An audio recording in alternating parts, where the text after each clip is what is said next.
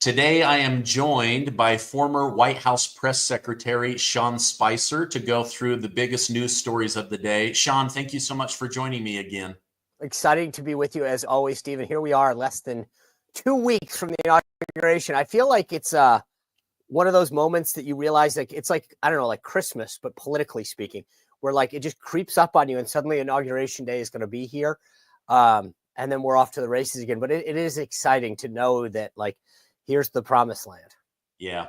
It reminds me of in Charlie and the Chocolate Factory, Willy Wonka says, "This anticipation's killing me. I hope it lasts." So, right. I know. I'm actually, the anticipation and like Trump every day doing something.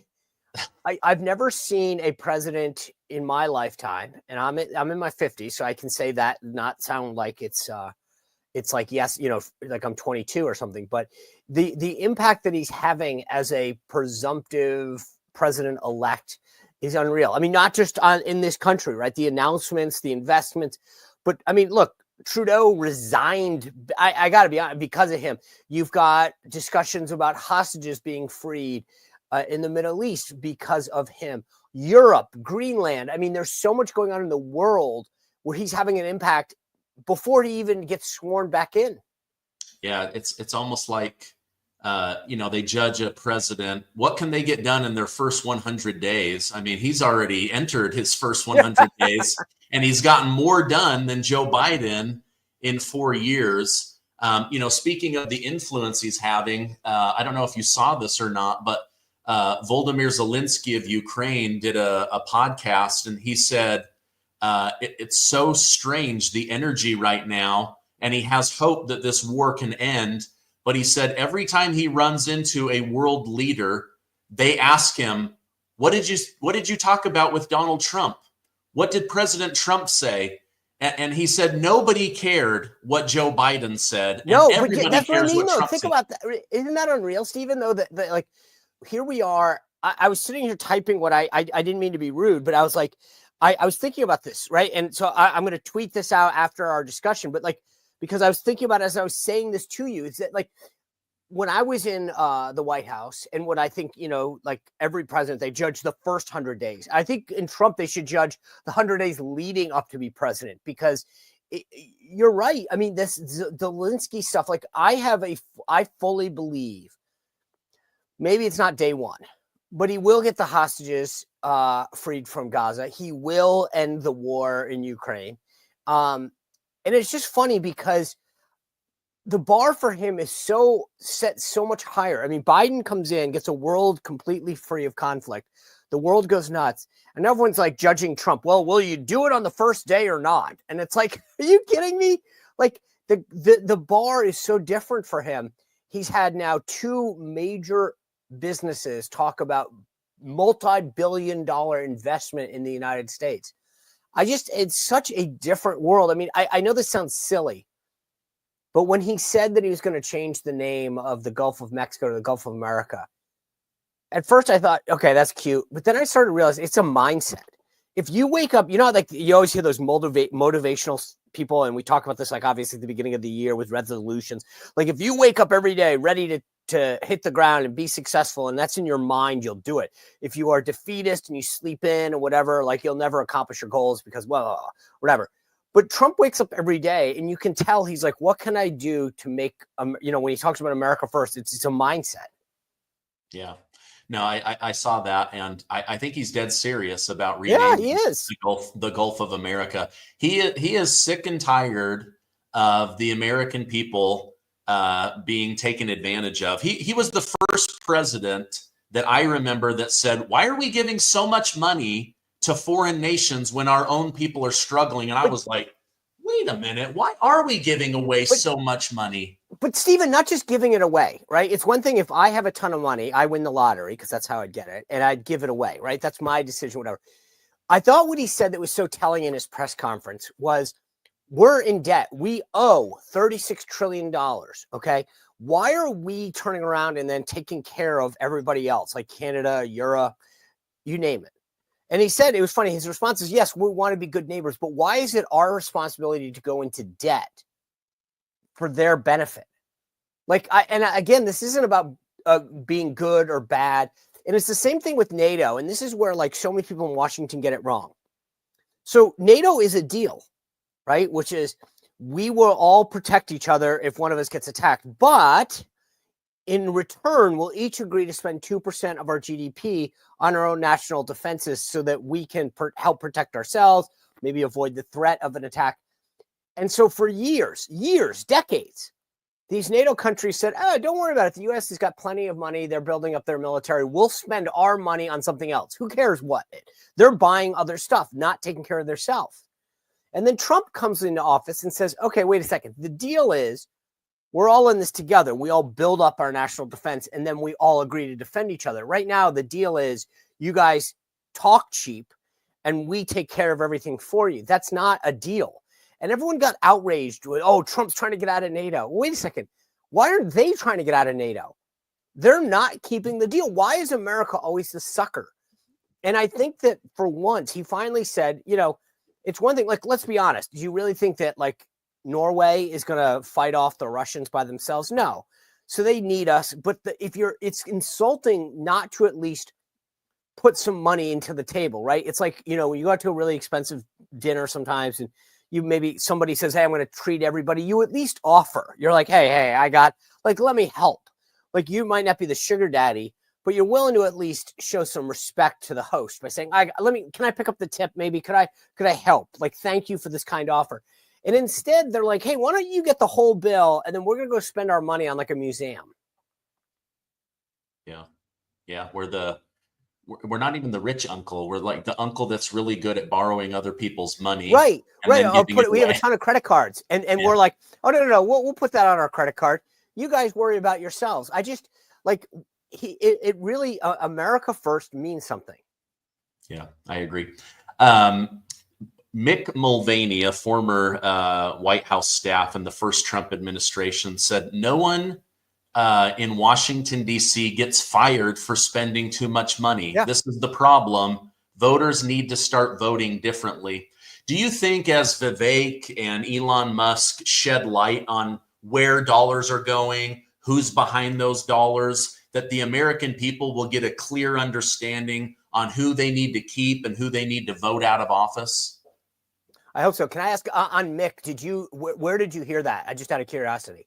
Oh, I saw it on your Twitter page. Okay, good. No, because I had him on and I was the spokesman for the budget committee in the House for 3 years, right? I think I know the budget pretty well. That episode I had with Mick, which you can just find on my YouTube page and my Rumble page, was extremely enlightening about the barriers that he faced trying to cut spending. So I'm glad you brought that up because I was sort of like, wow, I could not believe how difficult it is. Like, even if the president said, I don't want to spend a certain amount of money, Congress forces them to by law. I think, look, I believe we are $36 trillion in debt. Our debt is a national security issue. Every great country has collapsed on itself if it doesn't handle its debt. And I had Victor Davis Hanson on the show a while ago. He was talking about the debt to interest ratio, GDP. And we're at that critical point.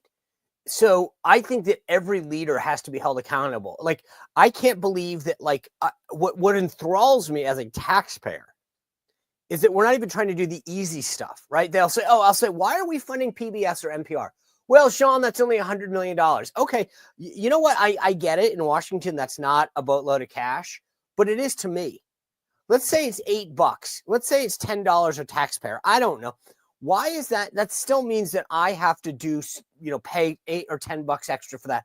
And if you keep adding these things up, it may not make, my life like get rid of my taxes, but it's also gets back to this, discussion we were just having. It's insulting to me to say work harder so that I can blow your money and not pay any attention to it. Like, these members of Congress need to be held accountable and at least try. So I'm excited about the prospect of Doge, this effort that you're talking about that Elon and Vivek are leading, because we've lost this level of respect. And Stephen, let me just real quick. I did my first campaign in the 1994 Contract with America cycle. And when Newt Gingrich was going around, we were one of the campaigns in Connecticut's 2nd District that he came to. And he used to carry this ice bucket with him. And he would say, every member of Congress gets ice delivered to their office twice a day, I think it is. And it costs like $250,000 because there's these patronage positions that like some member of Congress's cousin's kid gets a job to deliver ice. Now, remember, this is in the 1990s. They all have refrigerators and freezers, but it was just a patronage job that kept coming. But it was clearly a waste. The members would take the bucket of ice, just put it outside, and then somebody would get paid to come pick it up. But Newt's point when he was campaigning was, this is stupid. And I will start to respect the taxpayer monies by getting rid of stupid things like this. And so whatever it was, 250,000, 300 grand, yes, it's not going to change the trajectory of our deficit and debt. But there was a level of respect that it showed to the taxpayer that said, I care about $200,000. I care about $2 million. I care about $20 million. I care about $200 million. Because if you stop treating people with respect about their money coming to Washington, then where does it stop? What is it? When is it like 2 billion? Is that when you care? 2 trillion? But to me, I don't think that these members of Congress fully appreciate that this is our money. We're working every day. I get it. Taxes are a unfortunate part of living in a republic. But I want roads. I want a national defense, and I'm willing to pay for it. I'm willing to work hard to take care of that. But I don't want you to waste it. And I think that, people that have a voice like you and me need to hold some of these people accountable and say, okay, well, what are you cutting? What are you willing to do? What are you willing to say? Because to me, like I said, I know it sounds easy, but it's very tangible. Why are we funding NPR and PBS, regardless of their left-wing ideology? Why is it the job of the federal government to program television, to buy television shows? I mean, do you realize that the Children's Television Workshop is a for-profit company? Big Bird is a millionaire. They make millions and millions of dollars, and then they license that to PBS, who pays for it with our tax dollars, and then they show it. But PBS, the Children's Television Network makes millions and millions of dollars, and we pay for it to be licensed on PBS. We pay for NPR. Why? All these rich Hollywood types are perfectly capable of funding it if they want to, but I shouldn't have to. You and I, no one funds our show from the government because, we get it. Like, this is insane. Yeah. Well, I think it comes down to one word: programming, right? Like, this is leftist ideology that's programming our children and our citizens. But most of us, like a boiled frog, we don't realize that this is very left-wing ideology. I would venture to say that over 90% of their content now pushes people to the left. 100%. But that's my point, though, is that I don't really care. I mean, I do. Like on an ideological basis, I don't want to fund it. But on a taxpayer basis, that's not a function of the federal government. They shouldn't be funding this kind of stuff. That's my point, is that, yes, ideologically, I'm against it. But I'll say one other thing about, because Mick and I talked about this on my podcast, is that I don't want to grow our way out of the deficit. Like, there's this discussion that we can grow the economy, and then that revenue to the government will then help alleviate the deficit. That doesn't address the spending problems, which are very, very real. Like, we need to cut spending. That, to me, is the bigger issue. Let's cut the spending, and we can grow. But we're $36 trillion in debt. We're over $2 trillion a year in deficit spending. So, I don't want to just have some people in Washington say, okay, we just need to grow more. We need to cut for real. Yeah. So I did retirement planning for 15 years. I've helped hundreds of families get out of debt. You have two paths forward. You can lower your spending in order to create more money, or you can go make more money through your effort, right? But what I found is, unless there's focus and intention, most people that get a pay raise, they just spend more money. Yep. So even if they bring in more revenue, members of Congress, over 500 of them, they're just going to find more pet projects to fund. Yeah. Well, and the thing is that there's plenty of efficiencies and waste. With your background, think about like how dumb Social Security is. The idea that you can put it into a passbook savings almost and get a better return is ridiculous. Like, we're cheating the American people out of a better retirement through the entitlement programs we have now. And the problem is that when people say, like, I don't want to touch it, to me, that's the biggest, like, you should, like, when someone says, I don't want to touch Social Security, I would say, then great, then you are complicit in bankrupting it. Because right now, all of these entitlement programs are on cruise control to bankruptcy. And when members of Congress say, I pledge not to touch it, to me, to your point, that's like saying, like, I spend too much money, but I want to plan for my retirement. I pledge not to do anything. It's like, okay, well, you just pledged to be forever in debt then. Yeah. Let me clarify one thing, because a lot of people that watch me are on Social Security, right? They've paid into this. They are totally entitled to that money. But what I think you're saying is, if they took that same money that's forced out of their paycheck, right, and put it into the market, they would end up with more money. Correct. And yeah. Yes. And at the end of the day, when you die, the government keeps the rest of that money, where in the real world, that would pass to your children. Correct. Right? So that's where Social Security is broken. Right. And frankly, just the idea that, like, we've sold people, it was never supposed to be your retirement. It's supposed to be supplemental. And what I mean is that we've perpetrated a scam on the American people. There's a better way that they could have done this. We lock them into it, right? And to your point, you can't pass it on. If I put the same amount of money in a savings account with, or a guaranteed IRA or something like that, grew it, I could pass it along to my heirs, create some generational wealth, which would be great for kids. And so, I mean, my point is that, like, these programs, and no one wants to talk about how to make them better. And that's where I think, whether it's Medicaid, Medicare, even VA services. I mean, it wasn't until President Trump that we had VA choice, right? So people, members, veterans in the community were waiting months, if not years, for procedures because there was such a backlog. President Trump created VA choice and said, okay, it makes sense. Why can't you go to a private doctor if you want? And the problem is the bureaucracy said, oh my God, you can't privatize this. Well, wait a second. Like, I live probably pretty close to a couple of VA facilities. I don't want to drive there. They don't know me. I don't want to wait in line. Like, at least allow me the choice as a veteran to decide where I'm going to get care. But the bureaucracy wants to lock you into the liberal system.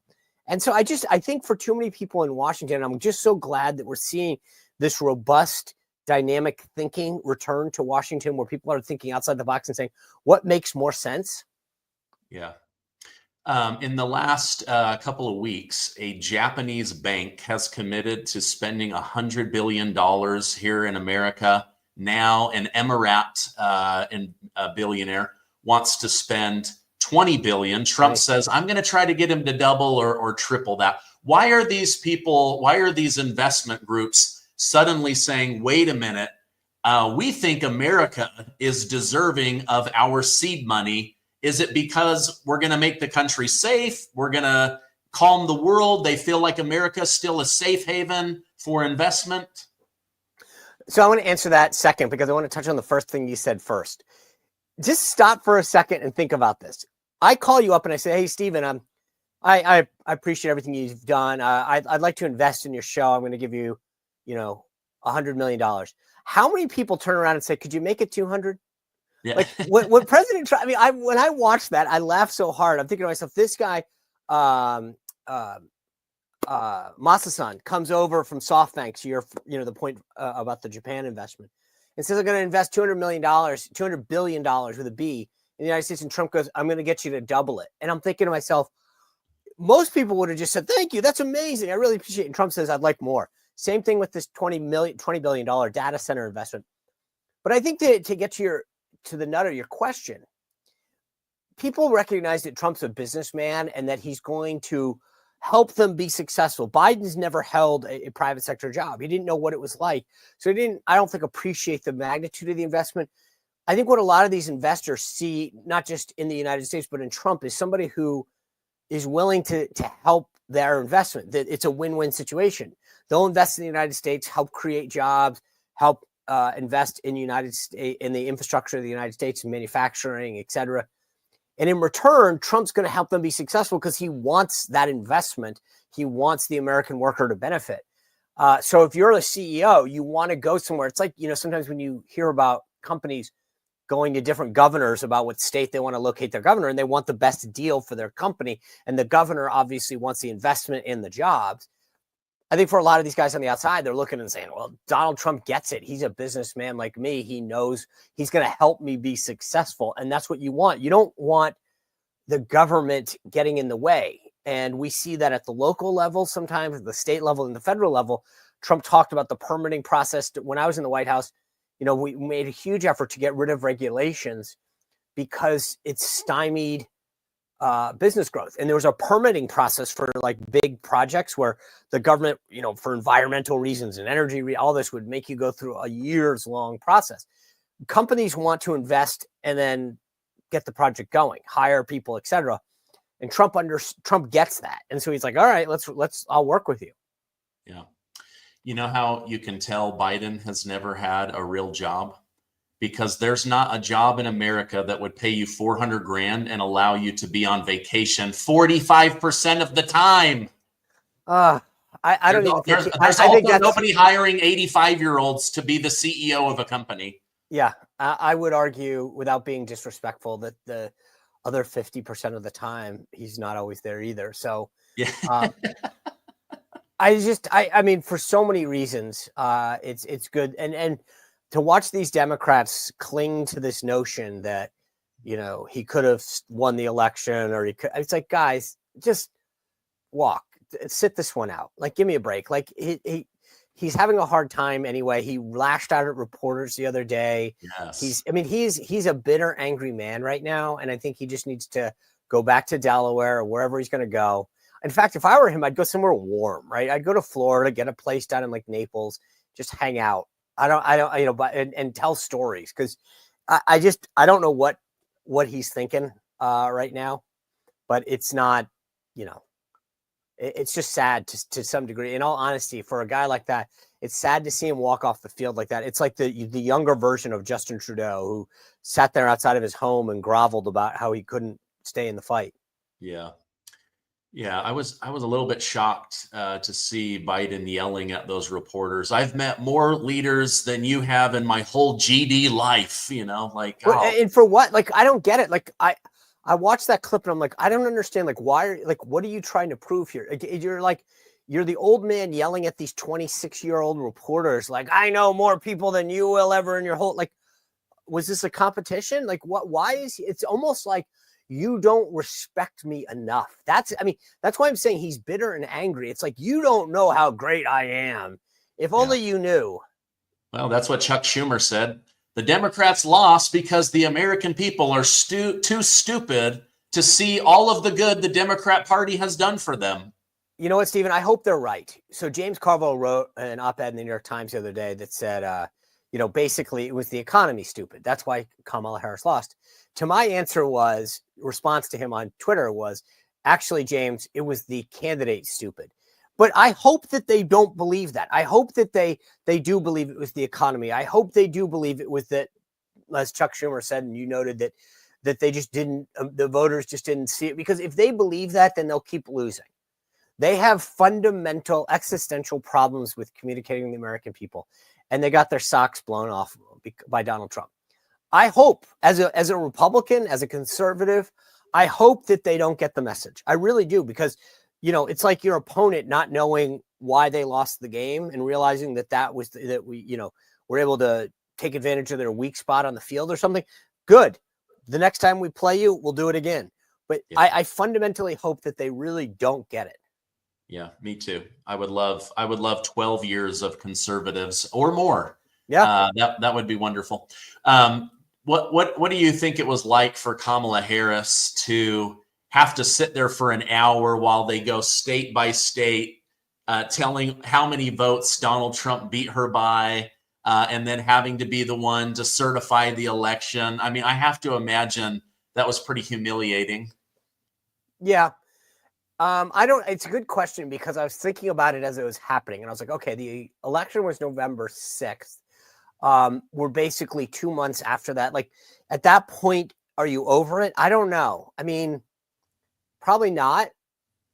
But and like, obviously JD Vance was sitting in that front row in the House of Representatives as they held that joint session. So I don't know. I think it didn't make her feel good. But also, like, they were so gloating in this, like, we know how to maintain democracy. Just to be clear, the other thing is no one wanted to talk about this, and I don't mean to stir up a hornet's nest here, but they also changed the law and codified what her role was.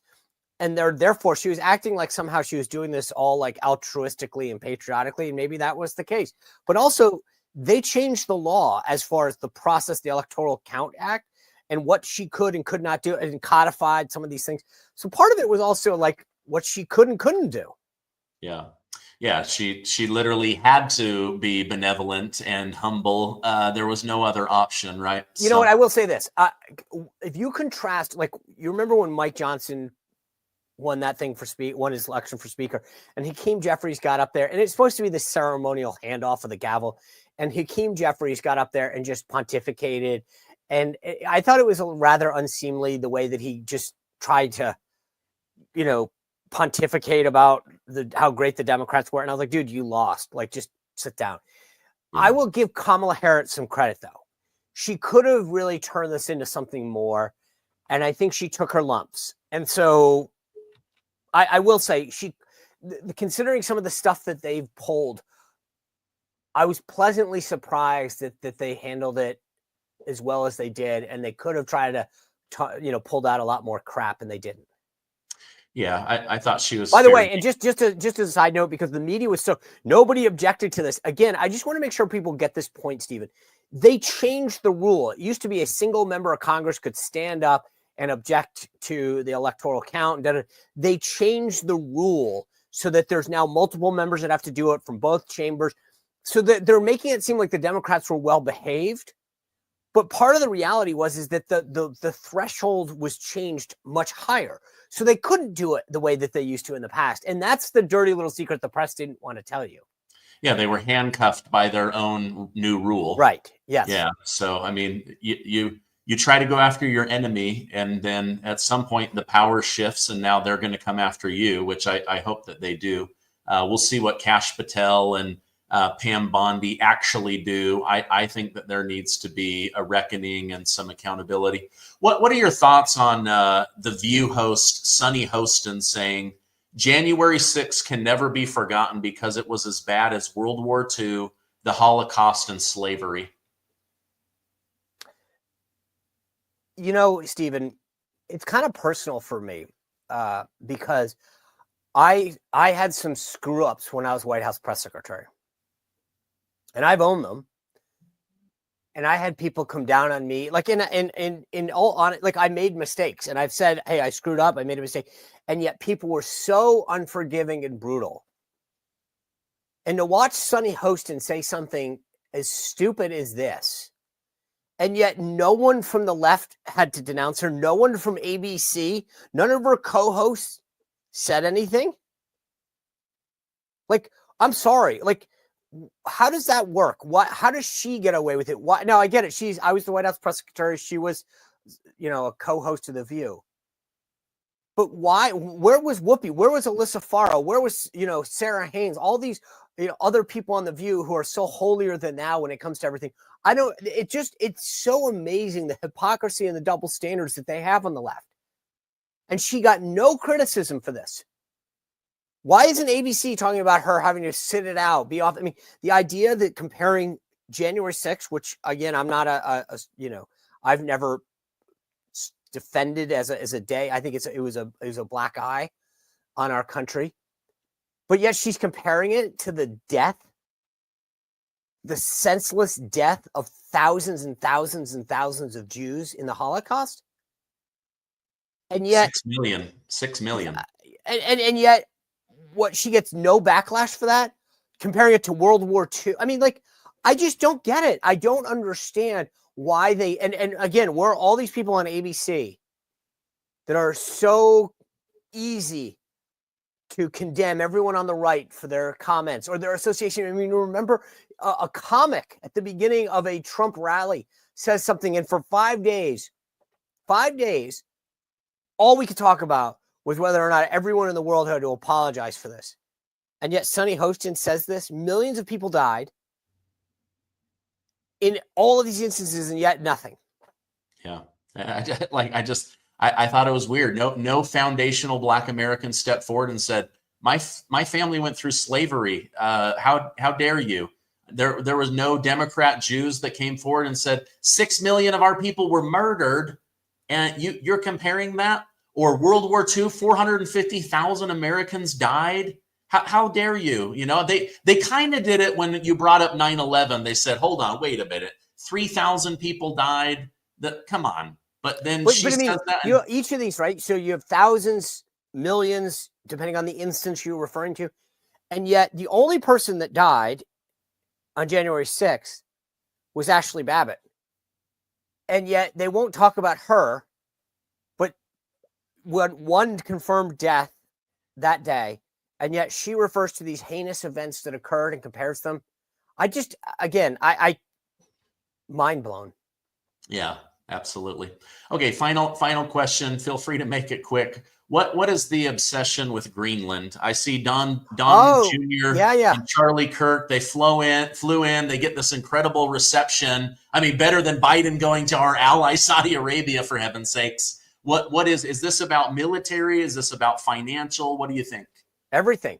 So I had Eric Prince, the founder of Blackwater, on the show. I think it's I have to look. If you go to my YouTube page, it's within the last couple of weeks. It was either right before Christmas or right after, but the holidays were a blur. And I asked him about this because he was a former Navy SEAL. And number one, he said, Sean, we were a lot closer to a deal with Greenland during the first Trump administration than most people fully appreciate, which I did not know.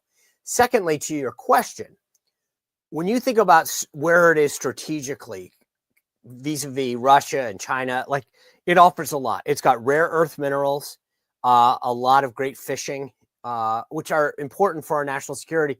So, and then obviously there'd be a tourism piece to this, but just from a military strategic standpoint, it would be huge. We already have one military base there. So I think it would make a ton of sense. And here's what I will predict. I think by the end of Trump's 4 years, we have some kind of a deal with Greenland. Yeah, I agree. I don't think he's going to let it go. I think he's going to. No, not that. But it's two way. I think they want it. And there was really something that was fascinating when the Prime Minister of Denmark came out. She said, Greenlanders get to decide Greenland. She didn't say Denmark, which was fascinating because they technically control it. And I thought that was telling because she knows that they may want this to happen and that she has to have an out, which is to say, well, they want this. Yeah, that's a good point. Whoever's running Greenland said Greenland is not for sale, but then someone else in leadership said, but we don't want to be a part of Denmark anymore. So it's like there is. But that's why I'm saying it could be a U.S. protectorate. We could have some deal like we do with the Japanese, where we have a ton of military bases. But it makes if you're Greenland, do you really want Denmark to be defending you right now, or would you rather have the United States? I don't think that's a tough question. Yeah, good point. Hey, Sean, thank you so much for coming on. If people want to follow you, where can I point them towards? Two things. Number one, if you're looking for info, I write a twice weekly newsletter. It's completely free if anyone wants to subscribe, or you can be a VIP member just at SeanSpicer.com. A lot of information these days on the inauguration, on the transition. It's all free, although you obviously can upgrade at SeanSpicer.com. And then every night, the show on YouTube, Sean M. Spicer on YouTube. Every night at 6 o'clock tonight, Seb Gorka's on. We've got a great show on UFOs at the end of the week with Matt Laszlo. So a lot of great stuff coming up. And always appreciate people tuning in at 6 o'clock every night. And then obviously the newsletter as well. Okay. I'll put a direct link to both of those. Thank you so much for coming on. If I don't talk to you before the inauguration, let's hope and pray it all goes well. Yeah. And if you head this way, come out to Northern Virginia, the DC area. I'd love to see you, Stephen. Thank you for everything that you do. Oh, that would be great. Have a great rest of your day.